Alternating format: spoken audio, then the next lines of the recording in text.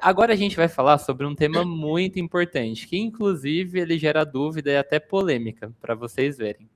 O tema é o digital com ética, como postar com responsabilidade. Hoje estar no digital, né, comparado a lá atrás, não saiu do opcional. A gente tem hoje como quase obrigatório. Então a gente vê que tem muita dificuldade, para isso a gente nada mais nada menos pensou em chamar uma parceira que também é especialista nesse tema. A Nath Volkmer, ela é psicóloga clínica pela PUC do Rio Grande do Sul, especializanda em terapia cognitivo-comportamental, produtora de conteúdo há mais de 5 anos e com mais de 200 mil seguidoras nas redes sociais. E mentora de posicionamento digital para psicólogo. Então não tinha ninguém melhor que ela para estar aqui e enriquecer esse momento. Então, Nath, seja bem-vinda e aqui esse Obrigada. espaço é todo seu. Queridos, muito obrigada. Estou muito feliz de estar aqui. Obrigada pelo convite. Vai ser um prazer compartilhar um pouquinho, né? Acho que nunca dá para falar tudo que a gente gostaria. Eu ia Sim. até falar, como a gente vai ter um tempinho a menos de interação, que se vocês quiserem eu posso abrir uma caixinha. Então, caso tenha perguntas que não foram respondidas, quem for ali no meu Insta vai conseguir fazer mais perguntas e a gente vai interagindo ao longo de hoje, do finde. Então, fiquem bem disponíveis, fico bem disponível. Aproveitem disso também. Mas Combinado. como última palestra de hoje, acho que já está todo mundo bem aquecido. Eu também estou aqui com meu cafezinho, mas deixa eu abrir aqui o chat. Queria perguntar, né? O público nosso foca em recém-formados, então tem alguém aqui que já está com CRP ou está esperando o CRP, já produzem conteúdo ou ainda estão assim aguardando para ver como que vai ser. Quero saber para a gente poder entender um pouquinho quem que está aqui e como que a gente vai fazer. Ó. A Lana já está com CRP. Lembro que para mim foi um período ali entre formatura e receber meu registro que eu fiquei assim parada. E foi justamente com base nesse período assim que eu fiquei aguardando também, que a gente está louco para atender, que eu trouxe algumas das coisas que eu acabei fazendo durante esse período assim para compartilhar com vocês. Então, vou falando por aí e a gente vai aproveita para ir começando. Então, para quem não me conhece, muito prazer. Meu nome é Natália Volkmer, já me introduziram aqui. Eu crio conteúdo há 5 anos, eu comecei em 2021. Eu estava no terceiro semestre da faculdade e ali eu vi uma oportunidade de compartilhar um pouco do meu conhecimento. A gente estava no meio da pandemia, então eu queria muito, tinha uma sede de conhecimento e eu queria muito ter algum espaço em que eu pudesse conversar com as pessoas, em que eu pudesse, assim, tudo que eu estava aprendendo na faculdade, um terceiro semestre, no meio da pandemia, eu queria poder compartilhar. Só que ali, depois de ver isso como um hobby, eu entendi que, tá, peraí, isso aqui tem um propósito maior, né? Eu posso usar isso aqui com um objetivo profissional, com algo que vá acrescentar para minha carreira. E desde então, nunca parei, fui estudando cada vez mais. Hoje, falo muito com psis e estudantes que querem produzir com ética, com estratégia, para vários objetivos. Acho que, para a maioria de nós, o objetivo é captar pacientes, é ter essa visibilidade, mas para outros, como no futuro profissional também, tem infoprodutos, cursos, enfim. Deixa eu ver o que vocês respondendo. Ó. Estou produzindo conteúdo já, ainda não produzo. Não, aqui o legal é que a gente vai ter bem essa parte de como começar, né? Como começar com ética e com responsabilidade. Então, trabalhar nossa visibilidade é essencial. Não existe um único jeito de fazer isso. E eu gosto de trazer isso porque eu vejo muitas pessoas na internet falando, não, tu tem que produzir, porque senão isso significa que, sim, tu não vai ser reconhecido por ninguém como profissional. E não é isso, mas a gente tem na nossa mão e de graça uma ferramenta muito interessante que pode nos trazer, sim, pacientes, pessoas interessadas. E do meu ponto de vista, é uma forma muito legal de documentar a nossa carreira, a nossa jornada profissional, desde a faculdade e depois, mas também é uma oportunidade da gente psicoeducar. E isso, inclusive, é uma das coisas que eu mais gosto de fazer, assim, psicoeducar, é trazer conhecimentos que, para mim, são aqueles básicos e que a gente pode ensinar as pessoas, a gente pode ver dessa forma, ajuda a gente a psicoeducar em clínica, nos atendimentos, os atendimentos, quando a gente psicoeduca, a gente pode trazer também para o conteúdo. Então, o grande objetivo é que a gente possa fazer isso, claro, de forma ética e com o nosso jeito, com a nossa personalidade. E isso é super possível. Uma das coisas que eu mais indico, assim, é se tu vai produzir, produza do teu jeito, com a tua autenticidade, porque senão a gente fica mais do mesmo. Eu sou só mais uma psi, só mais um psi, produzindo a mesma coisa que todo mundo e querendo como se fosse isentar quem eu sou, deixar de lado quem eu sou.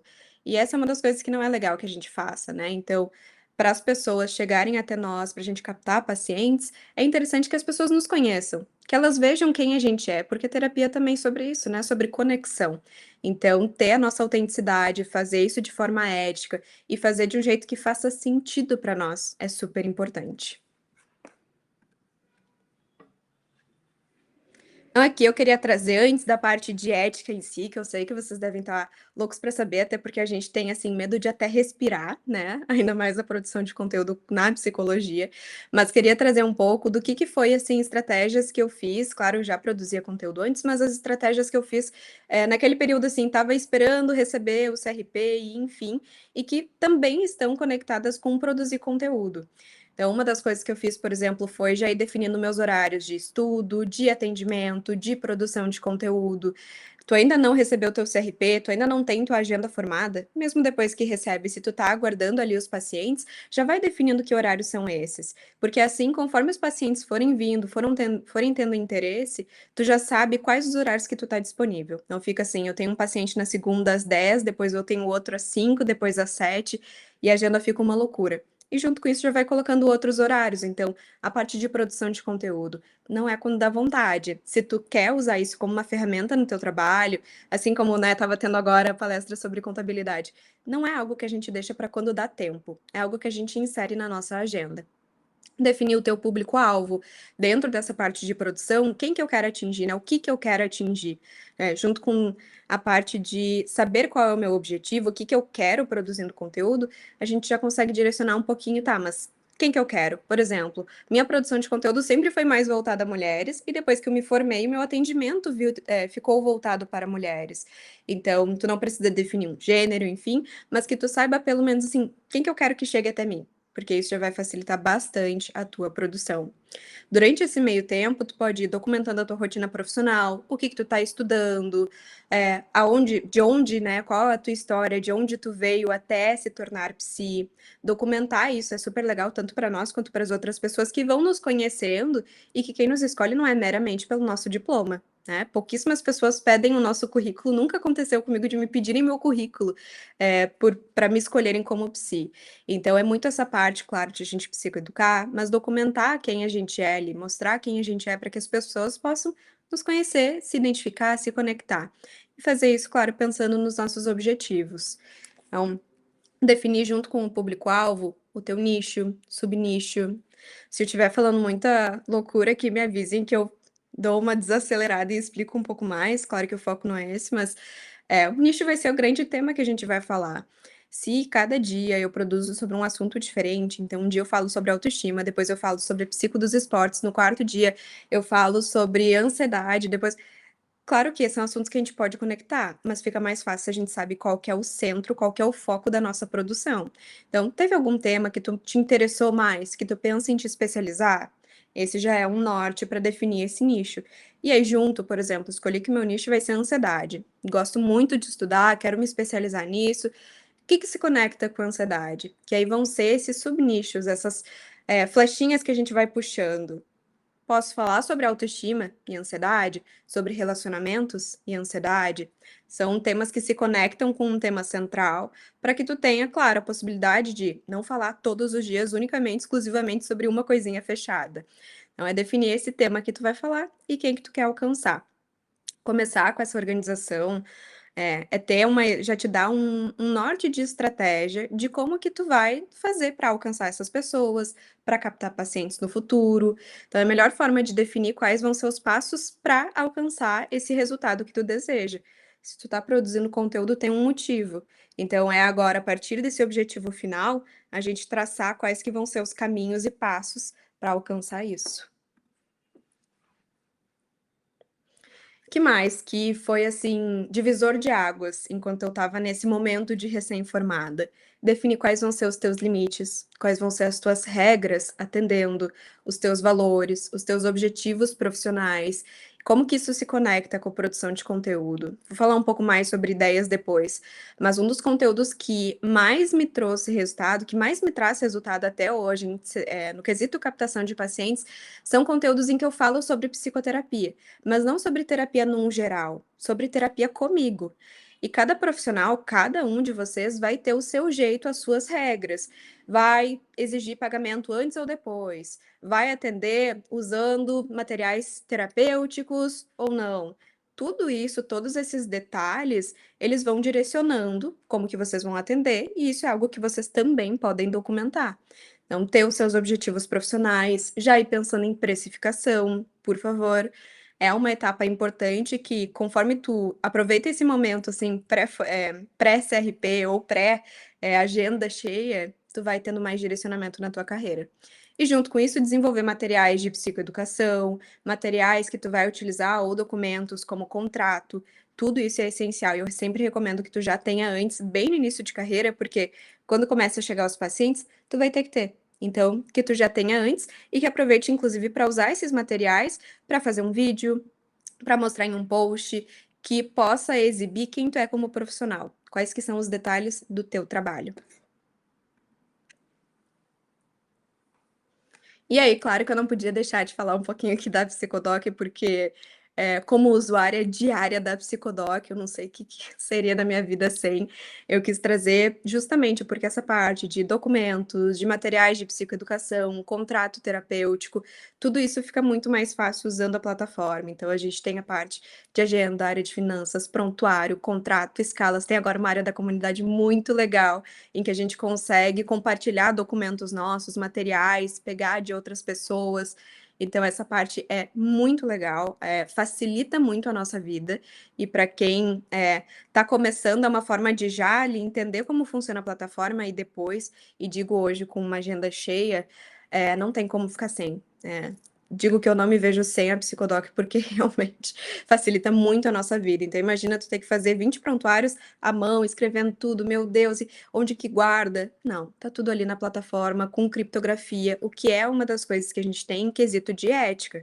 A gente vai falar um pouquinho mais depois, mas o tempo que tu vai guardar esses documentos, qual é o acesso? Se tu faz ali, digamos, no Google Docs, qualquer pessoa pode entrar nesses documentos, basta ter ali teu login, tá, entrou, deixou o computador aberto, qualquer pessoa viu.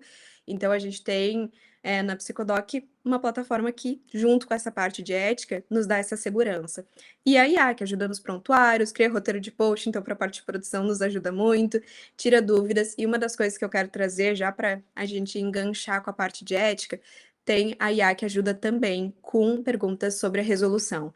Então, resoluções, o nosso código de ética, tudo ali tu pode perguntar também, porque não vai ser assim uma IA sem treino. Não, é a IA que já compreende quais são as resoluções, como que funciona o nosso código, e aí qualquer dúvida que tu tenha sobre a parte de ética, tu também pode perguntar por ali. E aí, então, na prática, como que a gente pode produzir conteúdo com ética? E aqui eu quero que vocês, assim, se vocês consumiam conteúdo de outras pessoas, principalmente pessoas que não são da área da psicologia e que ensinam a produzir conteúdo, vamos esquecer um pouco as ideias que a gente tinha antes. Porque tem muito guru, tem muita coisa sendo dita na internet de quem nem é da área. E é interessante que a gente possa seguir e acompanhar psis que produzem conteúdo, que ensinam sobre isso, mas que estão na vida clínica e que pesquisam sobre isso, que entendem sobre isso, para a gente não criar várias ideias e receios também sem necessidade. E é nisso que eu trago, assim, a primeira, assim, coisa que vocês, se vão levar alguma coisa dessa palestra, levem isso aqui. A gente não pode ter medo de ler o nosso código. A gente não pode ter medo, preguiça, porque, leiam o código. Se deu receio, se deu alguma dúvida, fiquei assim, encucada. Será que eu posso fazer isso? Será que eu deveria estar fazendo isso? Leia, ligue, pergunte, pesquise. Porque a gente tem um acesso, tem o PDF do nosso código perfeitinho, tem as resoluções, então é uma forma de buscar também mais informação. Ligar é uma opção também, né? No nosso CRP aí da tua cidade, do teu estado. Nem sempre o atendimento é o melhor que a gente gostaria. Não, mas fiquei com uma dúvida grande, é melhor ligar do que fazer errado ou deixar de fazer por um receio enorme e se sentir travado.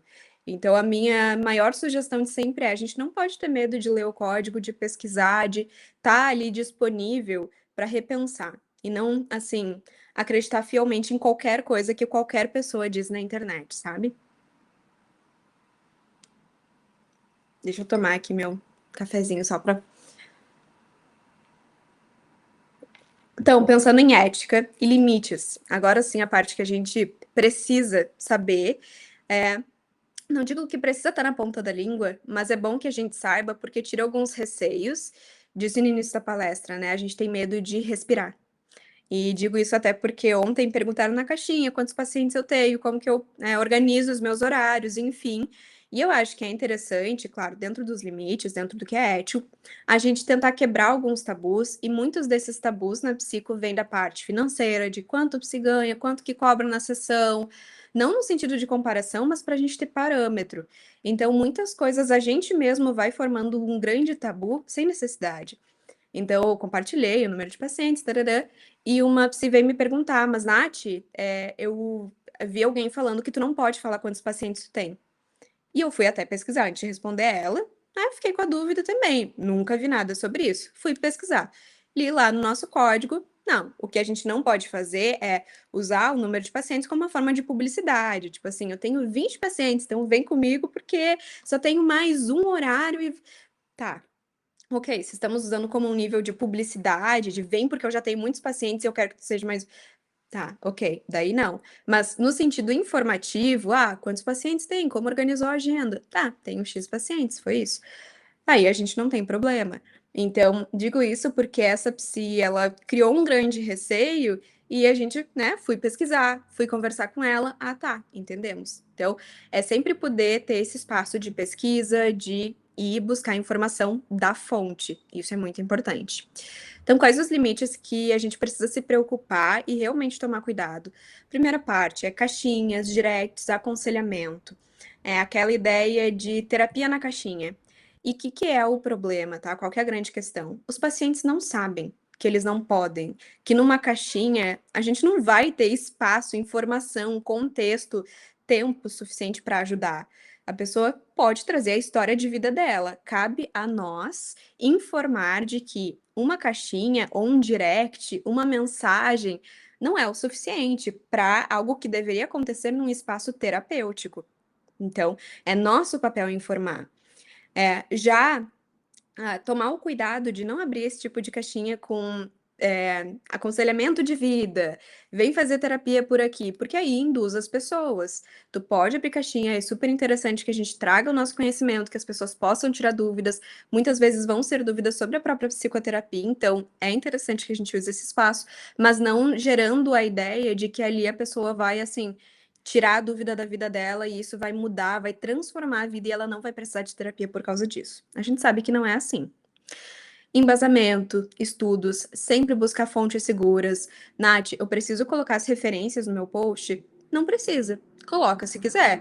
Mas tu tem que ter noção de que as informações que tu tá passando não foram ideias assim, um anjo sussurrou no meu ouvido. E sim, o que eu retirei da pós-graduação ou da faculdade, de artigos, de livros, de cursos, de formações, informações que realmente tenham ali a base científica segura de que tu foi atrás. Nunca fazer promessas de resultados, aqueles falsos milagres. Infelizmente, já vi terapeutas, então acaba não tendo uma regulamentação certinha, mas naquela ideia de curo tua depressão em 3 sessões, acabo com a tua ansiedade em 3 meses. E a gente sabe que isso é completamente mentira, isso é impossível. Mesmo em estudos em que a gente consegue ter uma certa previsibilidade de tratamento, ainda assim, não é tão interessante usar isso como chamarisco. Então, isso é um dos cuidados que acredito que é muito difícil ver psis cometendo, mas é interessante trazer. Prometer resultados, aquela ideia de em tantas sessões eu te curo, isso não existe.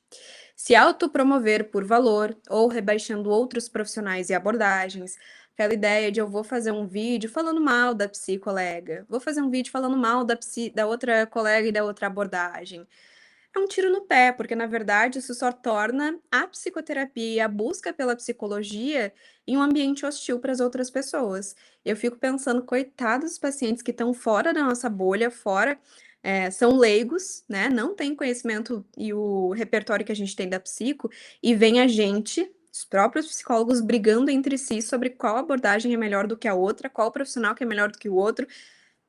Muito triste ver isso, e eu acho que para os pacientes também é um desserviço da nossa parte. E claro, a parte de se autopromover por valor, e o que que é? E eu tenho visto, infelizmente, muitas pessoas fazendo isso nas redes. Colocar o valor social como forma de propaganda própria. Então, por exemplo, entre aspas, seria o que o paciente disse, assim, num post. Eu não tenho dinheiro para fazer terapia. E aí a psi se autopromove falando, não tem problema, eu tenho valores sociais, me chama no direct, clica no meu link. A gente não pode fazer, não pode, não deveria, e infelizmente acontece. E aí qual que é o ponto para mim? Às vezes a gente se pergunta, mas tem outras pessoas fazendo. Então, se eu fizer vai ser errado? Tu tá colocando teu CRP em risco. Eu, não sei vocês, eu passei 5 anos na graduação para receber o meu registro, eu trato ele com carinho, se eu tivesse ele físico, eu colocaria numa almofadinha de penas de ganso. Então, eu sempre tento fazer o que é mais certo, porque a gente nunca sabe, quando que o conselho vai bater na tua porta e viu o teu conteúdo e é isso aí, tu fez errado. Então, eu sempre indico, vamos fazer o que é certinho para nós, porque quem tá em jogo é o nosso próprio registro e a gente. Então, se autopromover por valor é uma das coisas que eu vejo acontecendo e não deveria. Aí a gente entra numa linha tênue. O que que é se autopromover por valor e o que que é eu apenas informar o meu valor? E aí eu não vou ter a resposta para vocês, porque é uma interpretação e que o próprio CRP ainda não deixou muito claro. Se alguém pergunta na minha caixinha, por exemplo, qual o teu valor de terapia? E tu fala apenas, o meu valor é 200. Eu não estou fazendo um marketing em cima do meu valor, mas ainda assim ficamos em águas que a gente não tem certeza. Então, eu prefiro não dar o meu valor em caixinhas, enfim. Hoje eu tenho uma lista de espera, então eu deixo ali na lista de espera o valor, mas assim, o caminho que a pessoa tem que percorrer para conseguir esse valor é um caminho grande, ela tem que entrar no meu perfil, entrar no meu site, do meu site entrar no meu outro site, no outro link de psicoterapia e entrar no formulário. Então, esse é o caminho que eu faço, ali já fica o meu valor, mas é um caminho longo. Outro limite ético, conteúdos sensíveis, polêmicos, no formato de checklist. O que são esses conteúdos sensíveis, né? Vamos começar por aí. Eu decido que hoje, decido que tá em setembro e eu vou falar sobre o Setembro Amarelo. Eu não sei, desculpa a palavra, não sei porra nenhuma sobre suicídio, sobre crise suicida, não sei nada, mas já que é Setembro Amarelo, vai que meu post viraliza, né? E a gente já junta ali com o último tópico, que é o viralizar. Estamos sendo éticos? É fácil dizer que não. Se tu não tem conhecimento suficiente para falar de um assunto, não fale. Mas tá todo mundo falando disso. Mas se tu não tem conhecimento, tu não precisa ser todo mundo, como a nossa boa mãe diz, não somos todo mundo. Eu quero aprender mais sobre esse assunto para eu poder ajudar as pessoas, trazer esse conhecimento nas minhas redes. Perfeito. Então a gente estuda e depois a gente produz. Qual que é o outro erro? É produzir um conteúdo que é polêmico nesse sentido, né? Eu vou produzir um conteúdo porque eu sei que ele vai dar certo, ele sei que eu vou falar assim absurdos e vai viralizar. É um tiro no pé, porque nem sempre o viralizar vai trazer pessoas que estão ali interessadas em psicoterapia contigo ou que estão disponíveis, por exemplo, a pagar o teu valor. São só pessoas que pela polêmica ficaram interessadas. Será que é realmente um público valioso? E também temos o formato checklist, um abominável, que é os 5 sinais de que você tem TDAH, 5 sinais de que você tem TEA. Gente, dá uma dor no coração quando eu vejo, porque infelizmente são conteúdos que funcionam, e vejam bem o que eu vou falar aqui. O público leigo não tem o mesmo conhecimento que a gente. Para eles, se fechar isso aqui e eu entender o que eu tenho, tá bom. É a mesma coisa que o teste online, o teste de personalidade, o teste para saber se eu tenho um diagnóstico, ele brilha os olhos porque é uma informação fácil. Então, justamente por isso, cabe a nós que sabemos que o checklist, esses 5 sinais, sei lá das quantas, que esses conteúdos não são éticos, que a gente venha informar as pessoas. Venha informar que, não, peraí, não é em 5 sinais que tu fechou a mãozinha que tu tem um diagnóstico. Então, é nosso papel também, como psis, educar. Inclusive, está no nosso código de ética que o nosso papel é tornar acessível o nosso conhecimento. E a produção de conteúdo é uma forma de fazer isso.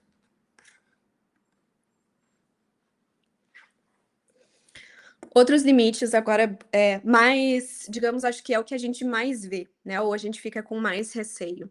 Exposição de pacientes e de casos. Tá, temos 15 minutos, mas vai dar certo. Necessária autorização por escrito, confirmando o consentimento, tá? E essa é assim: "Ah, mas o paciente disse no Whats, me mandou no Whats o feedback, e é isso aí, me disse que tá tudo bem eu postar". Mm-mm. Ele pode ter dito que tá tudo bem, mas não é o paciente que conhece o nosso código. Então, é necessária autorização por escrito comprovando o consentimento da gente publicar aquele relato. Ainda assim, sendo muito sincera, eu nunca utilizei feedback de pacientes. Vai para o meu coração, eu fico muito feliz, mas eu não posto. Porque eu não acho interessante, não acho que assim, por causa desse feedback que as pessoas. Não, eu prefiro uma construção muito mais profunda, que leva mais tempo, mas em que eu não estou expondo ninguém e não estou colocando ninguém em risco. Cuidado com qualquer foto ou postagem que possa conter dados. Eu vou tirar aqui a foto do Meet, aqui, né? Vou atender, tirei foto. Toma muito cuidado e olha cada centímetro da foto para ver se não tem o nome do paciente, para ver se não tem algum registro teu da sessão, ou enfim. É um cuidado que eu vejo pouca gente falando, mas que eu gosto muito de postar ali minha fotinho, né, com a Psicodoc, com ali a parte de vídeo, e eu sempre tomo cada, assim, ó, segundos, segundos não, eu fico olhando minutos para ver se não tem nenhuma informação ali. Até o link eu tiro, porque vai que alguém tenta entrar no link. Então, são cuidados bem importantes. Principal, conteúdos que exponham histórias e detalhes. Recebi uma paciente, a gente teve uma reflexão, eu pego e posto no mesmo dia aquela mesma reflexão. Poxa, é feio, né? Eu acho muito feio. Se eu fosse paciente, eu ia ficar muito com o pé atrás. Então, a gente até pode sim usar como inspiração, desconfigurando aquela história, aquela reflexão, para que a paciente não veja que foi ela que te inspirou a trazer aquele conteúdo. E eu ainda recomendo assim, ó, espera meses, guarda aquela ideia, espera meses e depois tu posta. Agora, postar aquele conteúdo, porque uma paciente estava trabalhando isso com uma paciente, ela me disse tal e tal coisa. Se põe no lugar do paciente, vocês iam gostar de ver esse tipo de conteúdo? Vocês iam confiar numa psicóloga que faz esse tipo de conteúdo? Porque eu ia ficar assim, ó, morrendo de medo. Meu Deus, eu vou ser a próxima que vai inspirar um conteúdo que vai viralizar, sei lá quantas pessoas vão ver, podem me criticar nos comentários. Não, então não é muito legal. E muito cuidado com LGPD, com todas as leis, não só da psico, mas o que rege a segurança de dados desses pacientes, tá? Então, onde que tu guarda esses prontuários e informações, ou por quanto tempo que tu guarda, quem que pode acessar, se tem verificação de 2 etapas, tudo isso é importante. Então, são cuidados que são sobre ética, mas também são sobre a tua imagem como profissional. É a imagem que tu demonstra através das tuas redes de ti como psicóloga, como psicólogo. E aí quis trazer uma pergunta que não vai ter uma resposta concreta, completa, porque depende muito de cada um, que é como eu me torno autoridade, então. Tô aqui produzindo conteúdo, eu quero que as pessoas me vejam como referência, como uma boa psi. Em primeiro lugar, é se perguntar o que significa autoridade para ti. Quais que são os teus objetivos profissionais? Tu tá sendo coerente a esses objetivos?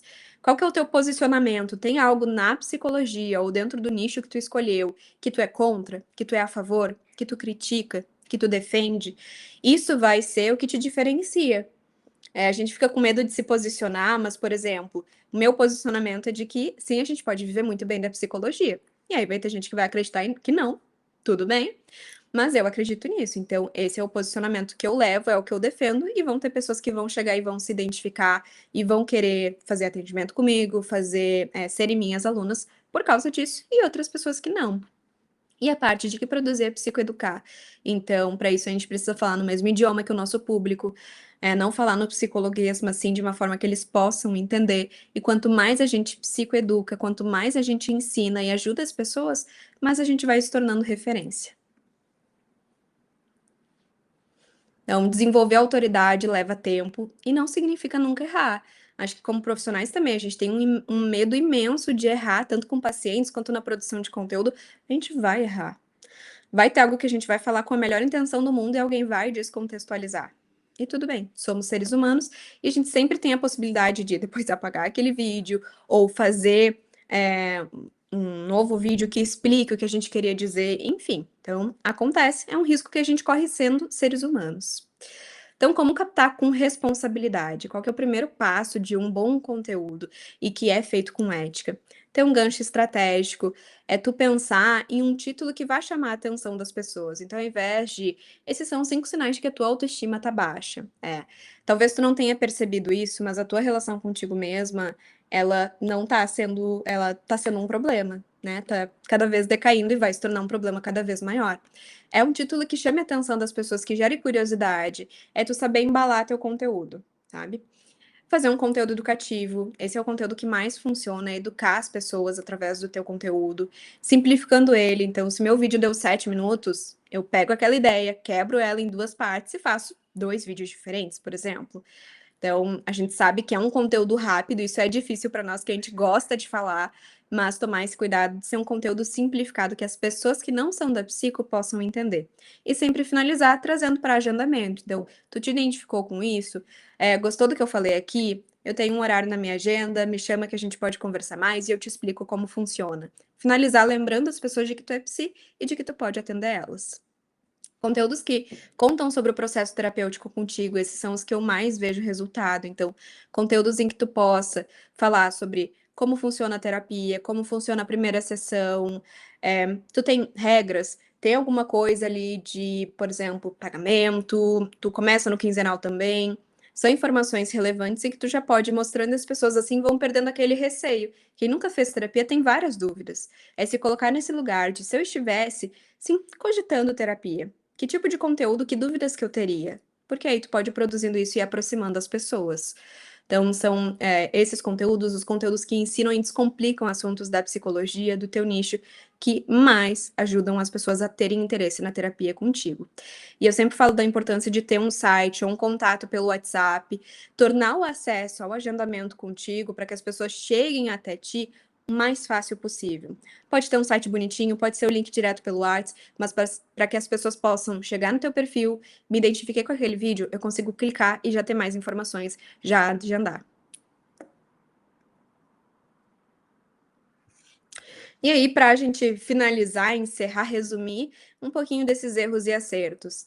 Erros, então, é produzir conteúdo pensando meramente no viralizar e não no psicoeducar, no construir, no educar.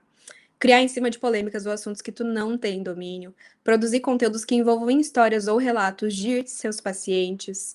O que a gente tem como acerto, então, né, para não cometer esses erros? Produzir um conteúdo que seja educativo, feito para ajudar, baseado em ciência, baseado em artigos, em fontes seguras e confiáveis.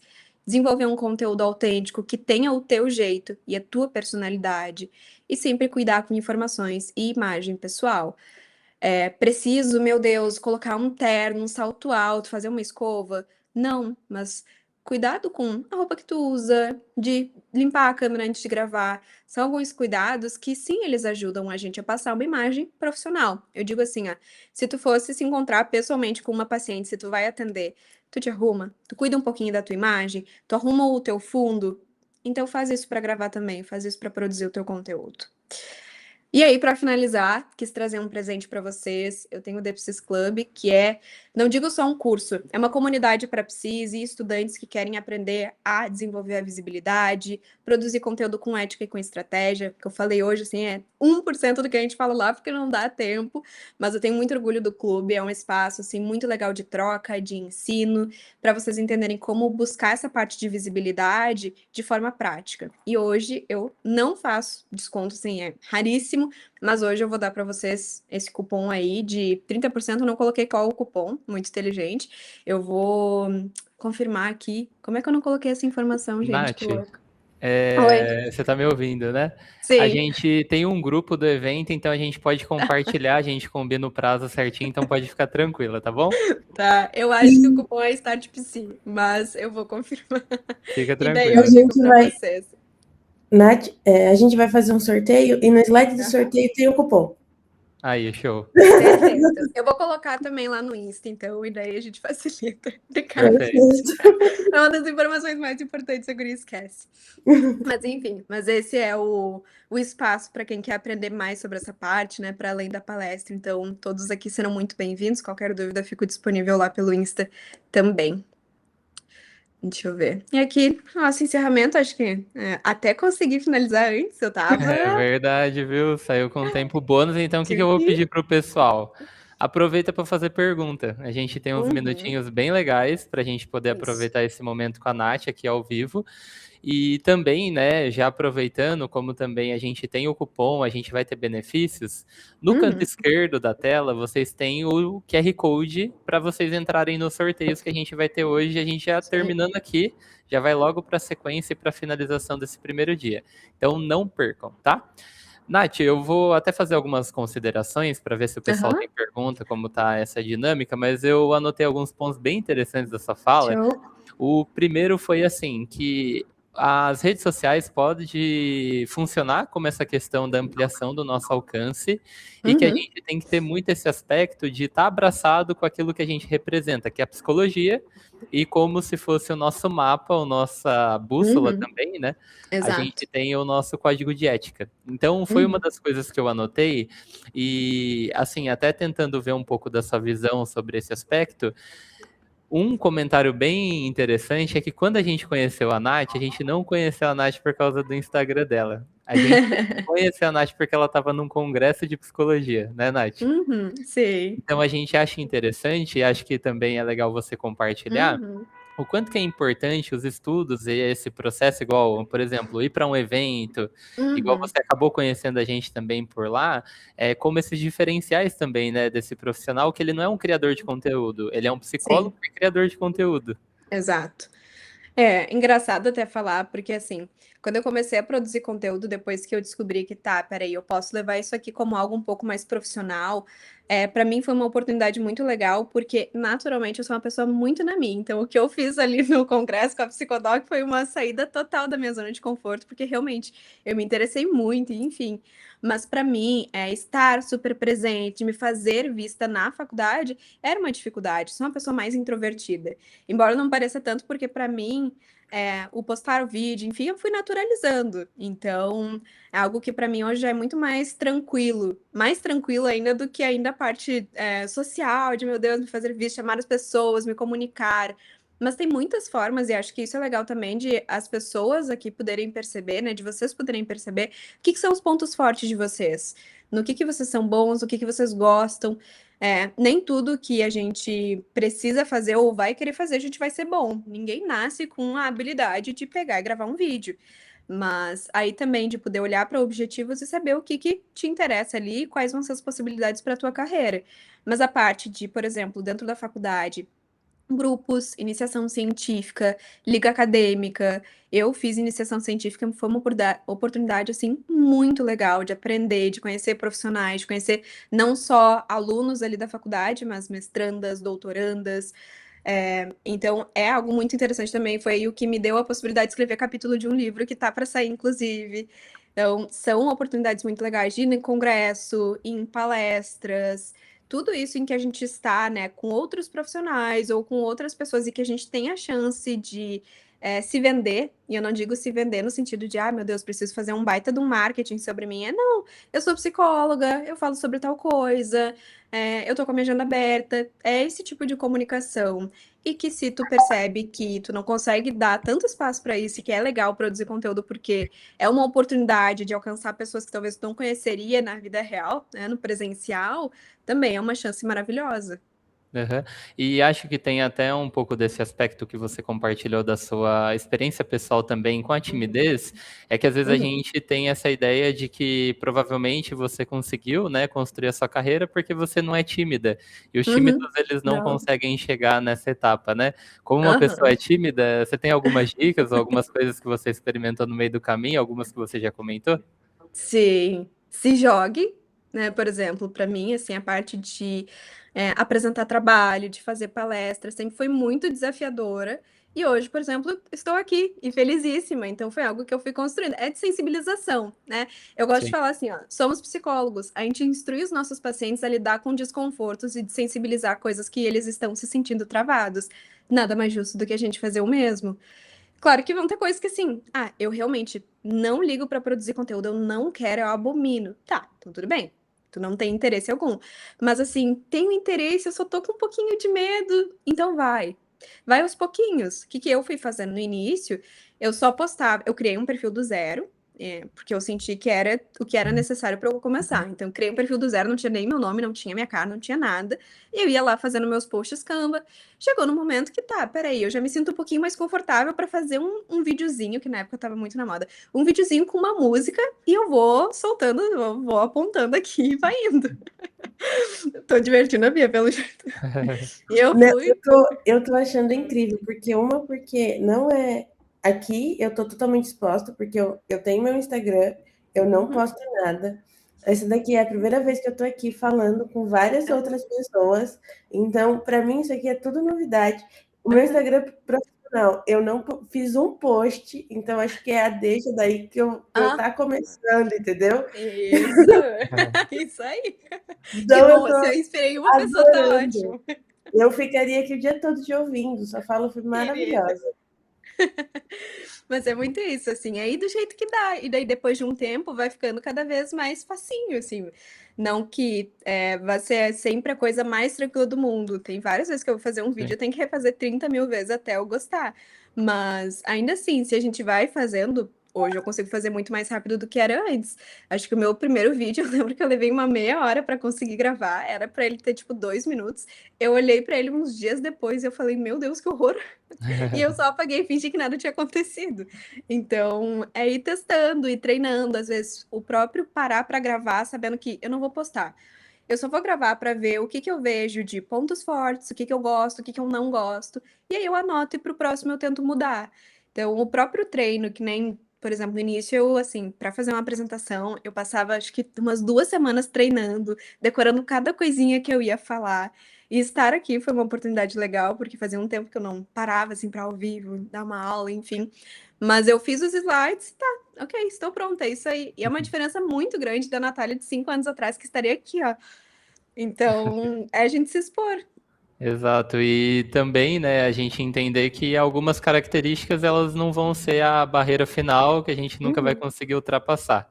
Também eu fiquei pensando, além desse aspecto que a gente falou sobre características e conseguir administrá-las para atingir, por exemplo, às vezes esse benefício que o digital pode trazer, eu queria ler o comentário que a Mayra colocou, que ela colocou assim, ó, estou com 3 meses de CRP, mas com receio de postar, pois acredito que postagens aleatórias sem um direcionamento pode ser perigoso.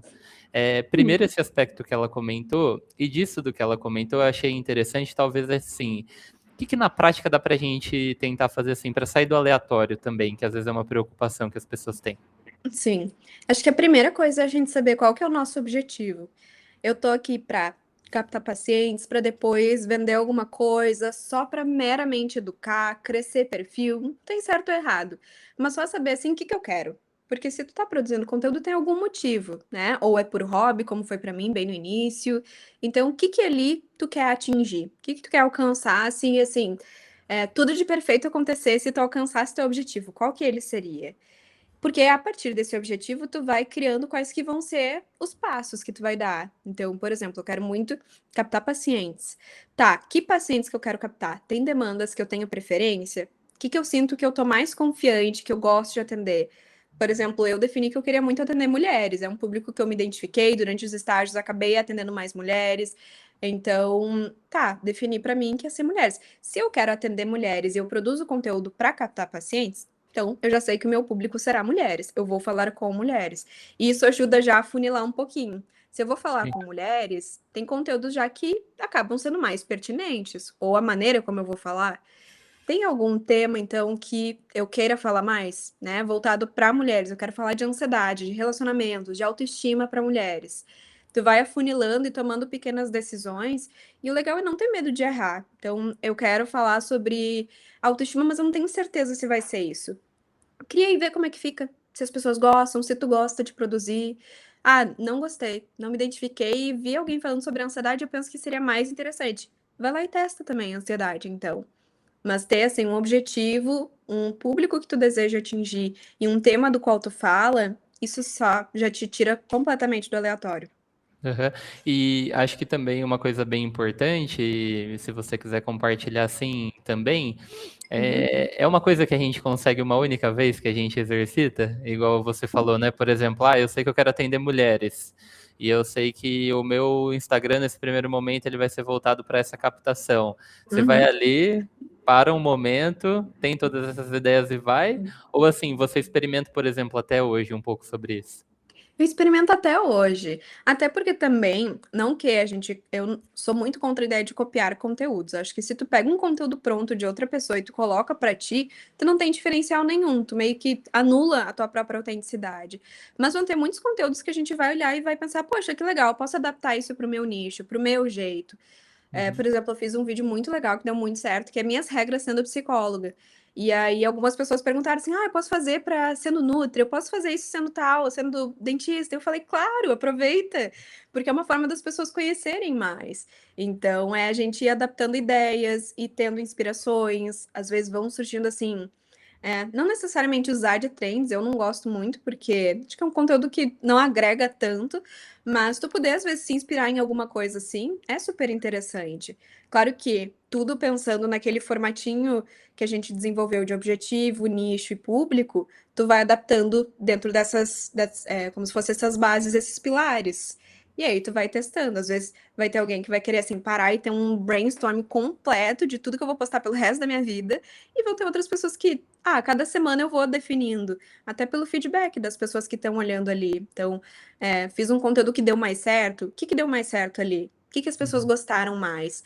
Foi porque eu fui mais autêntica? Foi porque eu falei de um conteúdo que as pessoas têm curiosidade? Foi porque eu fiz um gancho melhor? O que que deu ali aquele resultado? E aí, a partir disso, tu vai se encaminhando.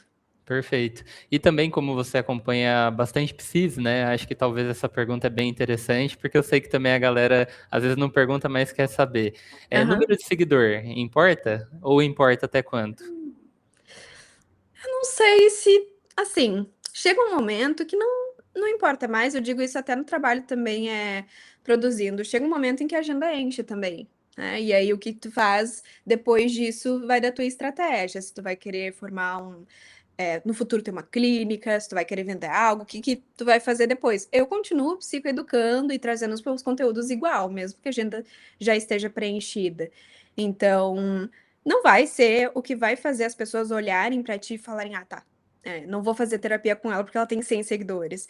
É o quanto que tu agrega, até porque qual que é o caminho? As pessoas não entram no nosso perfil do nada, elas entram por causa de algum conteúdo. Então, se ela já viu algum conteúdo e ela se identificou, ela gostou do que ela aprendeu ali, eu ajudei ela em alguma coisa, o número de seguidores vai ser uma mera informação, assim como quantidade de postagens ou quantos destaques eu tenho. É muito mais sobre o conteúdo em si. E acho que essa é uma parte que nos paralisa um pouco de se eu não tiver pelo menos 1.000 seguidores, não vão me levar a sério. Mas Exatamente. assim, 10 pessoas já são 10 pessoas, né? Se essas 10 pessoas estiverem interessadas, já encheu metade da tua agenda, no mínimo. Sim. Então é poder olhar para isso. Sim, é bem legal, por isso que eu até trouxe a pergunta, porque realmente às vezes a gente coloca algumas regras, né, Uhum, dentro daquilo que a gente precisa ter, para daí a gente poder se expor e vivenciar essa experiência. Mas assim, uhum. existem bons retornos com menos de 1.000, com mais de 1.000, Sim, com mais de 10.000, com sim. mais de 20.000, quando a gente consegue criar tanto a habilidade de errar e cada vez mais Uhum, estar perto do acerto, sim, e também da gente não ficar ali no, poxa, porque eu tenho essa ideia, eu não vou fazer. Talvez eu possa sim. fazer com ética e depois eu Aham, vou realinhando esses frutos, tudo que eu posso colher a sim. partir do momento que a gente se expõe. Então, Aham. Tu sensacional. falou uma coisa bem legal, por sinal. Imagina se eu começo e eu já tenho 50.000 seguidores. O medo de errar vai ser muito maior. A pressão é muito maior. Eu já tenho muita expectativa. Então, são muito. Imagina, tu vai pela primeira vez falar em público com uma audiência de 50.000 pessoas. É Sim. muito mais complicado do que 5. Então, é começar do jeito que dá, até porque é uma coisa que, é legal a longo prazo e crescendo. Claro, são mais pessoas te olhando, né? São mais pessoas, através do teu conteúdo aprendendo contigo. Mas é algo que tem como controlar agora? Não tem. Então, terapia de aceitação e compromisso. Então, a gente segue do jeito que dá, com os seguidores que tem, e conforme a gente vai fazendo, a tendência é ir crescendo. Sim, perfeito. E assim, Nath, até para a gente já poder finalizar, Uhum. vários comentários aqui elogiando tanto a Que questão do bom. conteúdo que você trouxe, a sua postura ética, né? Porque realmente a gente não tem como falar sobre ética sem viver isso na experiência própria. Acho que você exalou Sim, isso assim com grande excelência. E obrigada. também a questão até mesmo da coerência e o quanto que isso é importante, né, para nós Uhum, profissionais. E nessa ideia, ok, talvez não existam algumas regras de quantidade ou que eu devo já estar preparado para começar. Comece, uhum, mas comece com aham, esse pilar de ter o código de ética, exato. que é o que faz a gente diferente de demais profissionais, né? Inclusive porque os psicólogos são os que dominam, os que estão preparados para trabalhar com saúde mental. Uhum, Show? sim. Muito obrigada, gente. Estou muito feliz de ter vindo, de compartilhar com vocês. Eu vi aqui que o meu cupom é StartPsi. Tenho essa Show. informação agora. Mas para quem quiser tirar mais dúvidas, enfim, se tiver, o meu Instagram é Natália Volkmer, meu nome, bem fácil. O sobrenome não é tão fácil assim, mas procurem por ali, porque aí eu abro uma caixinha caso alguém tenha mais dúvidas, eu tiro por ali também. Combinado, Nath. Muito obrigado por enriquecer o Obrigada. nosso evento. Até a próxima, viu? Até mais, gente. Se cuida.